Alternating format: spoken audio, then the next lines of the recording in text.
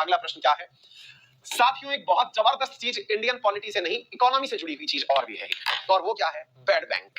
साथियों, bad boy, bad image, bad शब्द हमने बहुत जगह सुना है ना? हर चीज के पीछे बैड लग जाता है तो मन में आता है यार ये तो कुछ गड़बड़ी होता होगा, लेकिन पहली बार आप समझेंगे कि बैड शब्द भी अच्छा होता है। और बैड बैंक का निर्माण खुद सरकार कर रही है, यानी सरकार एक ऐसी बैंक बना रही है जिसका नाम ही बैड बैंक है, गंदी बैंक है, बेकार बैंक। सरकार बना क्यों रही है फिर? अगर बैड बैंक बनाना है तो फिर लॉजिक क्या है बनाने का? आइए चर्चा करते हैं। बहुत ही शानदार कंसेप्ट है और इकोनॉमी का बेहतरीन कंसेप्ट है कि सरकार क्यों बना रही है बैड बैंक और बैड बैंक के फायदे क्या होंगे, क्यों बनाए जाने की बात होती है। चलिए आपको कुछ बातें समझाते हैं, फिर बैड बैंक के बारे में बताएंगे। खबर को आप इस प्रकार से समझने की कोशिश करें कि ये इशू रिलेटेड टू प्लानिंग है। यूपीएससी के अंदर जीएस पेपर 3 का ये पार्ट है, इंपॉर्टेंट है। Indian economy and issue related to planning है, महत्वपूर्ण है, इसे जरूर पढ़िए। आइए चर्चा करते हैं। What is good about a bad bank? Bad bank के बारे में अच्छा क्या है, इसको समझने के लिए ना मैं आपको कुछ बातें समझाऊंगा, क्योंकि न्यूज ये है कि भारत सरकार ने 30,600 करोड़ रुपए बैड बैंक के नाम पर निकाल दिए हैं। 30,000, लगभग 30,500 करोड़ रुपए बैड बैंक को दे दिए कि लो भैया तुम रखो पैसा वैसा जो भी है तुम रखो। आज इस कहानी को सुनेंगे, लेकिन इससे पहले दो किरदार आपको जान लेने चाहिए। उनमें से एक किरदार का नाम है साथियों IRIDRCL और दूसरे का नाम है NARCL। यहां पर दो चीजें आपको आज की कहानी में पहले ही समझ लेनी होंगी। एक का नाम है national asset reconstruction limited, national asset reconstruction limited, और दूसरी का नाम है India debt resolution company limited. ये दो चीजें आपको याद रखनी है। अब इन दोनों बातों को आपको समझना होगा। ये दो शब्द हैं NARCL और IDRCL। यहां पर मैं लिख देता हूं, दो टर्म है NARCL और दूसरा टर्म है यहां पर IDRCL, दूसरा टर्म है IDRCL। फुल फॉर्म मैंने लिखित में दे दी है, बस आप इन्हें समझ लीजिए। ये दो कंपनी है भारत सरकार की, इन दोनों को अगर मिला दिया जाए तो मिलकर बनता है बैड बैंक। तो आपसे पूछा जाए व्हाट इज बैड बैंक, तो आंसर है NARCL प्लस IDRCL, दोनों को मिला दिया जाए तो बैड बैंक का निर्माण होता है।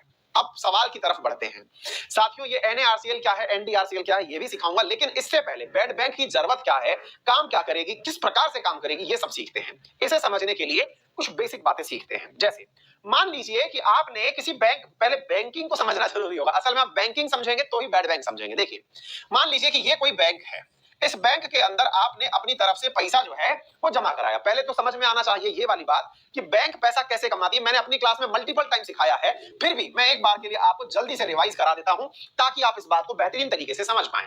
मान लीजिए कि ये आप हैं, ये मैं हूं, ये कोई मैडम जी हैं, है ना, ये कोई बच्चा है, कोई भी लोग है ना, ये कोई कंपनी है, और इन सबने साथियों क्या किया, अपने द्वारा पैसे जो थे वो एक बैंक में जाके जमा कराए। बैंक में क्यों जमा कराए साहब? बैंक में इन्होंने डिपॉजिट किया। क्या किया इन्होंने? डिपॉजिट किया। क्यों डिपॉजिट किया? क्योंकि ये कहा गया था इन्हें कि आप एक बार पैसा जमा कराओ, फिर देखो हम आपको ब्याज देंगे, हम आपको ब्याज देंगे, इंटरेस्ट चुकाएंगे, लोड मत लो। मैंने तो पैसा इसलिए जमा कराया कि मेरा 100 रुपया जब मैं जमा कराऊं तो बैंक मुझे 105 बना के दे दे, यानी 100 को बढ़ा करके दे दे। बोले ठीक है साथियों। अब दूसरी तरफ समझते हैं कि भाई मुझे 100 रुपए दिया, मुझे इसने 105 क्यों लौटाया? मेरे 100 रुपए पे दे करके 105 कैसे लौटाया? बैंक ने इसमें 5 रुपए बढ़ाए कैसे? इसलिए हमको दूसरी बात समझनी होगी। दूसरी क्या कि बैंक ने पैसा कैसे कमाया? ये बात मैंने मल्टीपल टाइम समझाई है, लेकिन बैड बैंक समझने के लिए आपको इसी बैंक को बैड बैंक कहना नहीं है। कुछ आगे की बात है, जरा ध्यान से सुनिएगा। अब इधर देखिए, अब क्या हुआ, इस बैंक ने यह मालूम कर लिया कि अगर मुझे अंकित अवस्थी को या फिर इन लोगों को पैसा 105 रुपए लौटाना है तो पहले पैसे कमाने भी तो होंगे। तो बैंक पैसे कैसे कमाएगी? बैंक ने हम जैसे कुछ लोग और ढूंढे। मान लीजिए कि यहां पर ढूंढा साहब एक और व्यक्ति, एक और महिला, ऐसे ही एक बच्चा, 2-4 कंपनी, इन सबको पकड़ लिया। ऐसे ही पकड़ करके इनसे कहा कि तुम्हें पैसे की जरूरत है क्या, मूलधन की जरूरत है क्या? देखिए ये डिपॉजिट जो है ना, ये असल में प्रिंसिपल है, हमारा प्रिंसिपल अमाउंट है ये। बोले तुम लोगों को पैसे की जरूरत है क्या? इनने कहा हाँ हमको पैसे की जरूरत है। बोले एक काम करो, मैं तुम्हें 100 रुपए देती हूँ। इसने कितने रुपए पकड़ा दिए? 100 रुपए। पर तुम लोग मुझे पैसे लौटाने की जब बात आए तो तुम लोग मुझे 110 रुपए लौटाना। तुम लोग मुझे कितने रुपए लौटाना? 110। मतलब बैंक एक ऐसी संस्था हो गई जिसने इसका पैसा इस तक पहुंचा दिया, लेकिन खुद ने बीच में 5 रुपए का कमीशन कमा लिया। इसने बीच में कितने रुपए का कमीशन कमा लिया? 5 रुपए का कमीशन कमा लिया। यानी कि बैंक और कुछ नहीं है, ये केवल एक बिचौलिया है जो आपके पैसे को किसी अज्ञात व्यक्ति को देता है और आप ही को नहीं पता है। यानी कि इसने जब 100 रुपए किसी को दिए थे तो वो लोन के नाम से दिए थे। ठीक है, अच्छा अब एक शब्द ऐड करते हैं, इस बात को ऐसे समझिए साथियों, जब आपने यहां पर पैसा जमा कराया था ना, तो बैंक में आपका जो पैसा जमा कराया था, वो बैंक की जिम्मेदारी थी कि आपको वो 105 रुपए लौटाए। अगर बैंक आपको पैसे नहीं लौटा पाएगी, तो ऐसी बैंक को फेल कहा जाता है कि बैंक फेल हो गया। बैंक आपका पैसा लौटाए, इसका मतलब यह है कि बैंक को हमेशा यह एहसास रहे कि मैंने इनसे पैसे लिए थे। पैसे का दायित्व बोध इसे हो, इसे कहा जाता है लायबिलिटी। इसे क्या कहा जाता है? लायबिलिटी, यानी जिम्मेदारी। बैंक की जिम्मेदारी क्या है कि वो आपके जो पैसे जमा किए हैं उसे वो अपनी जिम्मेदारी समझे। अच्छा साथियों, अब क्या हुआ? अब साथियों, बैंक जो है इस लायबिलिटी को आगे ट्रांसफर करती है एसेट के रूप में कि आप हमसे लोन लो और पैसा बना के दो। ठीक है, गड़बड़ क्या हो जाती है? सुनने में तो बहुत जबरदस्त स्कीम लग रही है, यार काश हम भी बैंक बना ले, खूब पैसा कमाएंगे। दिक्कत क्या होती है साथियों? दिक्कत ये होती है कि कई बार बैंक को ये लोगों को पैसा लौटाना है, ये तो समझ में आया, लेकिन जिनको बैंक ने दिया था वो लोग पैसा नहीं लौटा पा रहे। बैंक ने इनको 100 रुपए दिए थे, इनसे उम्मीद थी कि ये 110 रुपए लौटाएंगे, ये भाई साहब लौटा ही नहीं। ये पैसे दबा के बैठ गए कि नहीं लौटा रहे, जाइए क्या कर लेंगे आप। तो 110 रुपए लौटाने की बात थी जनाब, ये लौटाए नहीं पैसा। अब ये पैसा नहीं लौटाए तो इधर की तरफ बैंक की सांस ऊपर नीचे होने लगी। फिर आप पूछेंगे सर बैंक पागल थोड़ी है, इनको अगर पैसा दी थी तो कुछ गारंटी में भी तो रखी होगी, ऐसे ही थोड़ी दे दिया होगा। ये बात आपने सही पूछी। तो इसका मतलब ये हुआ, अगर अंकित अवस्थी को 100 रुपए की जरूरत पड़ी थी तो अंकित अवस्थी ने पैसे ऐसे नहीं मांग लिए थे कि सेवा में श्रीमान 100 रुपए दे दीजिए, नहीं। तो बैंक ने कहा 100 रुपए तो दे देंगे, लेकिन ये बताओ तुम्हारे पास गारंटी क्या है कि तुम पैसे लौटा दोगे। तो अंकित अवस्थी ने कहा कि देखिए ये मेरा एक फोन है, 1.25 लाख रुपए का है, आप इसे अपने पास रख लीजिए, मुझे 10,000 की जरूरत है। जब मेरे पास पैसे होंगे मैं अपना फोन वापस ले जाऊंगा और मैं 10,000 रुपए चुका दूंगा। बोले ठीक है। ऐसी स्थिति में अंकित अवस्थी ने जब यहां से पैसे लिए तो आपने यहां पर अपने द्वारा क्या गिरा भाई? हाँ, तो यहां पर जब आपने पैसे दिए, मुझे लगा कि फोन ही लग गया। आपने जब पैसे लिए यहां पर, तो हुआ ये कि ये पूरी की पूरी चीज में मैंने अपने द्वारा एक गारंटी रखी थी। मैंने एक गारंटी रखी थी, अपना असेट रखा था, बैंक के पास गिरवी रखा था। ऐसे ही इन सब ने कुछ ना कुछ गिरवी रखा था। लेकिन बैंक ऐसा भी नहीं है, पैसा नहीं मिला तो चला पता चल रहा है कि ले लो भाई फोन ले लो। बैंक अपनी दुकान लगा के बैठ गई, बैंक ने दुकान लगा दी कि साहब जिसको पैसे बैंक पैसे लेने ले जाओ। ऐसा तो नहीं कर सकती ना। तो यहां पर साथियों एक स्कीम निकाली सरकार ने। क्या? अगर कोई कंपनी है जिसने बैंक से लोन लिया था लेकिन चुका नहीं पाई, ऐसी स्थिति में जो पैसा बैंक के पास वापस नहीं लौटा उसे बैंकिंग की भाषा में कहते हैं नॉन परफॉर्मिंग एसेट। क्या कहा जाता है? एनपीए। जो पैसा बैंक के पास नहीं लौटा, मान लीजिए बैंक ने 1 लाख रुपया दिया था, वापस नहीं आया, तो बैंक का एनपीए कितना कहलाया? बैंक का एनपीए कहलाया 1 लाख रुपया।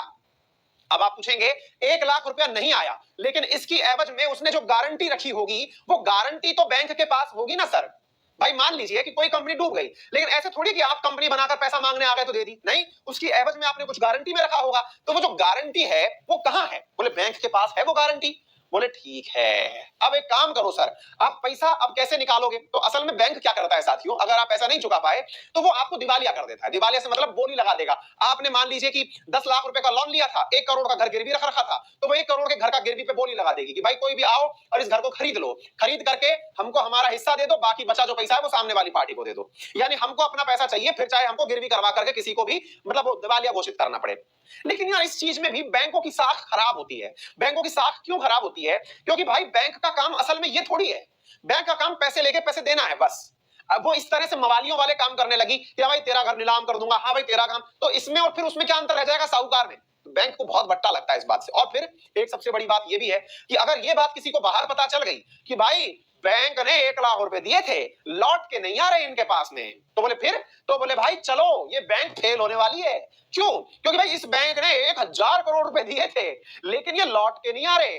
तो बोले फिर, और बोले भाई पैसा निकाल लो, क्योंकि पैसा नहीं निकाले तो हो सकता है बैंक फेल मार जाएगी, पैसा डूब जाएगा, 1-1 करोड़ रुपए डाल रखे अकाउंट में, जीरो हो जाएगा।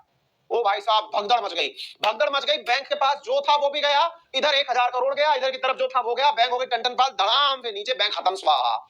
सरकार इस बात को समझ गई कि बेटा ऐसे काम नहीं चलेगा, ऐसे काम नहीं चलेगा। तो बोले फिर क्या करें? बोले एक काम करते हैं, कुछ जुगाड़ बनाते हैं। जुगाड़ क्या? कि देखो एक तो बैंक की इमेज खराब ना होनी चाहिए, क्योंकि बैंक के पैसे डूबे, एनपीए किसी का भी बढ़ा, बैंक की वैल्यू खत्म। तो बोले एक काम करते हैं, बोले बताओ क्या करें? बोले इस बैंक से कहो, मान लो इस बैंक का नाम है यस बैंक। अभी थोड़े दिन पहले यस बैंक की हालत खराब हुई थी, अगर आपको पता हो। तो बोले इस बैंक का नाम है यस बैंक। यस बैंक से कहो कि तुम्हारे पास जितने भी ऐसे प्रॉपर्टी है जिस पर लोगों ने लोन ले रखा है लेकिन चुका नहीं रहे, उन सारे की सारे एसेट्स को तुम हमें बेच दो। फिर से सुनिए, इस यस बैंक से क्या कहा कि बेटे तुमने 1 लाख करोड़ रुपए का लोन बांट रखा था, मान लो, तो 1 लाख करोड़ की एवज में तुम्हारे पास गारंटी भी होगी। बोले हाँ है। बोले उस गारंटी को ना हमें बेच दो। बोले मतलब, या आप मुझसे क्या मांग रहे हैं? बोले मैं आपसे मांग रहा हूं, तेरे पास रखा है ना, फलाने का मकान गिरवी रखा है, उसकी गाड़ी गिरवी रखी है, उसका फोन गिरवी रखा है, उसका लैपटॉप गिरवी रखा है, वो सारा सामान एक जने को बेच दे। बोले वो कौन होगा जो हमसे ये खरीदेगा? बोले बेटे ये वही प्राणी है जो कि आपके बोर्ड पर कोने में लिखा हुआ है, इसका नाम है NARCL। फुल फॉर्म क्या है इधर देख लीजिएगा, national asset reconstruction limited, NARCL। बोले एक काम करो, इसने ये सारे के सारे जो कि नॉन परफॉर्मिंग एसेट्स थे इनको परचेज कर लिया। किससे? यस बैंक से। बोले जा तू मुक्त रह। बोले सर परचेज कर लिया तो पैसे तो दो, आपने ये माल ले लिया लेकिन मुझको तो कुछ नहीं मिला। बोले पैसे चाहिए? बोले बता कितने रुपए मिलने थे तेरे को इन लोगों से? बोले सर मुझको 1 लाख रुपया मिलना था। बोले 1 लाख रुपया मिलना था, चिंता मत कर, ये पकड़ 15 लाख रुपए, तो 15,000 रुपए तो तू अभी ले ले, यानी 15% तो तू अभी ले ले, और बाकी बचा जो 85% है ना, 85%, वो जब हम ये माल बेच देंगे, है जब हम ये वाला माल बेच देंगे मार्केट में, तो उस समय जो पैसा आएगा उससे तेरा 85% भी लौटा देंगे, उससे तेरा 85% भी लौटा देंगे। लोड मत ले, फिलहाल 15% ले और काम चला, अपनी इमेज सुधार, ऐसे लोगों को लोन मत दिया कर जो नहीं लौटाएं। बोले ठीक है सर 85% दे दोगे ना? बोले दे देंगे। फिर आप पूछेंगे सर एक बात बताइए, अब इसका माल बेचेगा कौन? क्योंकि इसने इतना बढ़िया माल इकट्ठा कर लिया, अब बेचेगा कौन? बेचने के लिए एक नई कंपनी बनाई सरकार ने, बेचने के लिए एक नई कंपनी बनाई जिसका नाम है IDRCL। IDRCL क्या है इधर देखिए, India debt resolution company limited. सरकार ने एक कंपनी क्या बनाई? IDRCL, जिसका नाम क्या है? ये साथियों इसलिए बनाई जाएगी जो कि आपके मार्केट में ये वाला जो माल आया, इसने परचेज जो किया था उसको बेचने के लिए ये कंपनी बनाई जो दुनिया में माल बेचेगी। कोई भी आओ और मकान ले जाओ, कोई भी आओ विजय माल्या का घर ले जाओ, कोई भी आओ किंगफिशर एयरलाइंस ले जाओ, कोई भी आओ नीरव मोदी का घर ले जाओ। आ गई बात समझ में? यानी NPA नॉन परफॉर्मिंग असेट को परचेज करने के लिए तो कौन बनाया? NARCL बनाया। और बने हुए NARCL को बेचने के लिए कौन बनाया? यानी बने हुए जो माल को बना NPA था उसको बेचने के लिए IDRCL बनाया। अब आपके मन में एक सवाल आएगा, सर बात तो समझ में आ गई, सर इसका मतलब बैड बैंक क्या है? बोले बैड बैंक और कुछ नहीं, एक ऐसा संगठन है, एक ऐसा संगठन है जो बैंकों से NPA को परचेज करेगा और उसे मार्केट में बेचेगा। अगर आपको यह बात समझ में आई हो तो एक बार जल्दी से वीडियो को लाइक कर दीजिए और मुझे बता दीजिए कि आप इस बात को समझ पाए हैं। चैनल को सब्सक्राइब शेयर करना बिल्कुल ना भूलें। जल्दी से मुझे बता दीजिए कि आप इस बात को समझ पाए हो। अगर आपको ये बात समझ में आई तो इससे एक और बात मजे की सीखिए। फिर आप पूछेंगे कि सर एक बात बताइए, बाकी तो सारी बात समझ में आ गई, लेकिन ये NARCL 15% पैसा देगा कहां से? है इसके पास कहां से आ गया पैसा? ये भी तो सरकारी है, ये कहां से पैसा ले आया? 15% देने के लिए इसको किसने पैसा दे दिया? यही तो न्यूज पढ़ानी थी। अरे भैया यही तो न्यूज पढ़ानी थी क्या? ये देखो प्रभु, यही तो न्यूज है सारी।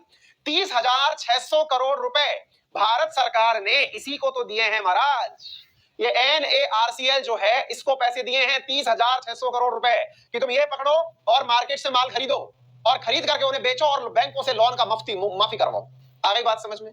30,000 करोड़ रुपए क्या है? ये है। इससे सरकार को उम्मीदें हैं कि अगर ये काम कर गया तो 2 लाख करोड़ रुपए के बैड लोन परचेज कर लिए जाएंगे। 30,000 करोड़ से 2 लाख करोड़ के कैसे कर लेंगे यार? सर ये कैलकुलेशन समझ में नहीं आती एक तो हमें। अरे महाराज 30,000 करोड़ 15% है, 30,000 करोड़ 15% परचेज करने के काम आएगा कि नहीं? अभी क्या सिखाया था? इकोनॉमिक्स की कोर कंसेप्ट सीख रहे हैं आप। ये 15% परचेज करने के काम में आया था, 85% तो तगादे में ही चल रहा है, यानी कि 85% तो माल बिकेगा तो मिलेगा। 85%, ये 15% है, कितना?